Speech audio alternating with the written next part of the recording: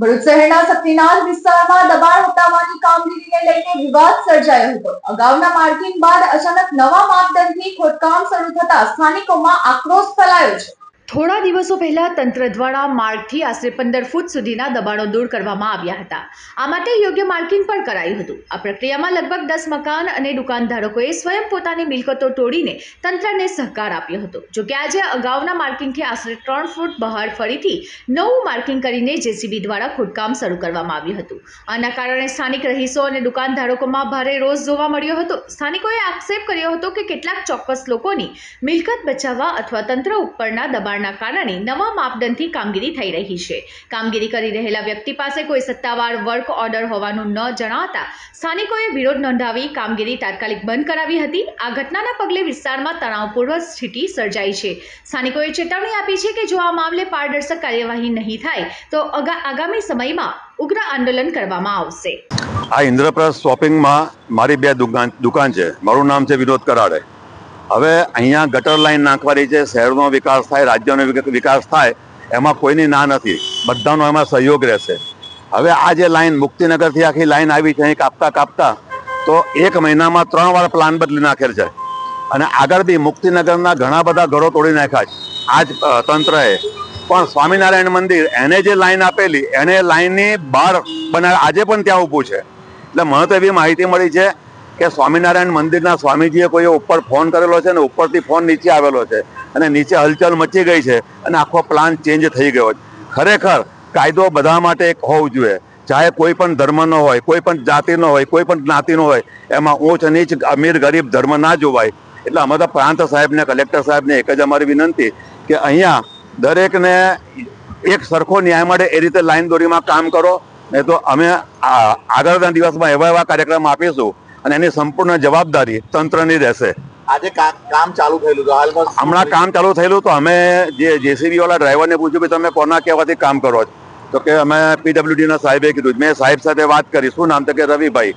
તો તમે આ જે 3 હમણાં તાત્કાલિક પ્લાન બદલી નાખેલો છે, વર્ક ઓર્ડર આપો, કે વર્ક ઓર્ડર નથી અમારી પાસે, તમે કામ બંધ કરાવો, હમણાં અમને વર્ક ઓર્ડર બતાવો અમારા બધા રહીશોને।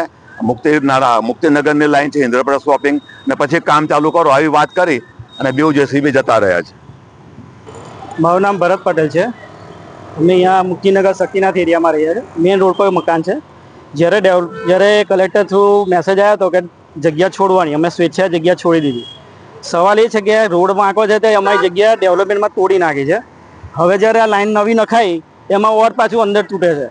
તો જો લાઈન તમે ડેવલપમેન્ટ કરો પણ એક સરખું કરો ને, બધાને ભેદભાવ શું કામ રાખો છો? અમુક લોકોને બચાવી લો છો, અમુક લોકોને અંદર કાઢી નાખો છો। હવે આજે ડેવલપમેન્ટ માટે આ લાઈન નવી નાખી, આખી તમે રસ્તો અહીંયાથી બતાવી દો એકવાર, તો ખબર પડશે અહીંયાથી કેટલો વાંકો છે। હવે એ લોકો કોઈ જોતા જ નથી, સીધું ઘર પાસે તોડી અને પછી ટર્ન મારીને અમુક લોકોને બચાવીને આગળ નીકળી જાય। એવું ના ચાલે। બધાને અમુક લોકોએ સ્વયંભૂ પર પોતાના મકાનો તોડ્યા છે, તો એની માટે શું કહેશો? અમે જાતે મકાનમાં કમ્પાઉન્ડ વોલ બી તોડી નાખી, અમારી આખી લાઈન વાળાએ જેટલા 10 ઘર છે ને બધાએ તોડી નાખી। બધાને 2.5 લાખ ઉપર ખર્ચો થયો છે અને હવે 2.5 લાખનું કોઈ કોમ્પન્સેશન તો મળ્યું નથી, કોઈને પૈસા મળ્યા નથી। ઘણાને એનાથી વધારે બી નુકસાન છે, બરાબર। મેઇન વસ્તુ છે કે દસ્તાવેજ છે તે બી કલેક્ટર વેલિડ નથી ગણતા। એવું ના ચાલે ને। એવું કે છે સિટી સર્વેનો તમારે શું કે એની હદ નક્કી જોઈએ, પણ સિટી સર્વે રેલવે ફાટકની આ બાજુ કોઈ રેકોર્ડ જ નથી સિટી સર્વેમાં બી। એટલે અમારે ક્યાં જવું? આ 75 સાલનું મકાન છે તો 75ના દસ્તાવેજ અમે ઘરે તો બનાવતા નથી, તો એટલી તો અમને ખબર હોવી જોઈએ। બીજી વસ્તુ કે જે કોઈ કામ કરો તો લીગલી કરો ને સીધું કરો।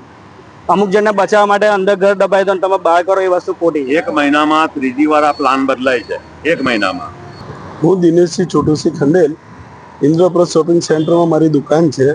હમણાં સુધી જે કાલે આ લોકો માર્કિંગ કરી ગયા છે તે માર્કિંગમાંથી આજે એક જ રાતમાં કઈ રીતે 3 ફૂટ બહાર નીકળી ગયો એ અમને જાણવું છે। બીજું અમને એક અંગત લોકચર્ચામાં એવું મળ્યું છે કે અમુક ધાર્મિક સ્થળોને બચાવવા માટે એમણે 3 ફૂટ બહાર કાઢેલું છે, એ ખરેખર અયોગ્ય છે। હવે ખરેખર આ અધિકારીઓની જાણકારીમાં છે કે પછી કંઈક બીજું રંધાઈ રહ્યું છે, એ એક વિષય તપાસનો વિષય છે। સાથોસાથ હમણાં પીડબ્લ્યુડીના અધિકારી સાથે ચર્ચા કરી, એમણે સીધું કામ બંધ કરાવી દીધું। નથી કોઈક વર્ક ઓર્ડરની કોપી અમને આપતા, ત્યાં કયું રીઝનથી બહાર નીકળું એ પણ અમને જાણકારી મળી નથી। આમને કોઈક 50 ફૂટ અંદર કોઈક અન્ય સમાજની મિલકત હોય તો તરત દેખાઈ જાય છે અને એને તોડી નાખે છે। તો અહીંયા લોકોનું જનહિત માટેનું કાર્ય છે તે એમાં આપણે બે ધારી તલવાર કેમ ચલાવે છે? કાયદાની જોગવાઈમાં જે હોય તે ધારું જ રહેવું જોઈએ. અમારા શોપિંગની આજે આખી કિંમત ઝીરો કરી નાખી એમને તોડીને. બીજું, મુક્તિનગરમાં જે સારા વ્યક્તિઓ છે, ભણેલા ગણેલા વ્યક્તિઓ, એ લોકોએ પોતાની મિલકત કાયદાને માન નાખીને તોડી નાખી. અને એક અન્ય ધાર્મિક સ્થળ આવે છે એને તોડવા વગર આખી જગ્યાને લાઈન ચેન્જ કરી નાખી. એ કેટલું યોગ્ય છે? આમાં શું રંધાયું છે તે પ્રજાને પણ જાણવાની જરૂર છે. શું માંગણી છે હવે તમારા આ વિશે? અમારી માંગણી એવી છે કે જે પણ કાયદાની જોગવાઈમાં આવતું હોય, જે પહેલાની લાઈન આવેલી છે એ લાઈન પ્રમાણે પ્રોપર કામ થવું જોઈએ. અને જો ક્યાંક અમારી પર્સનલ જગ્યા છે એમાં પણ જો સરકારને સારું કામ કરવા માટે જોઈતી હોય, તમે 2-5 ફૂટ રૂપિયા 2-5 ફૂટ જગ્યા આપવા તૈયાર છે.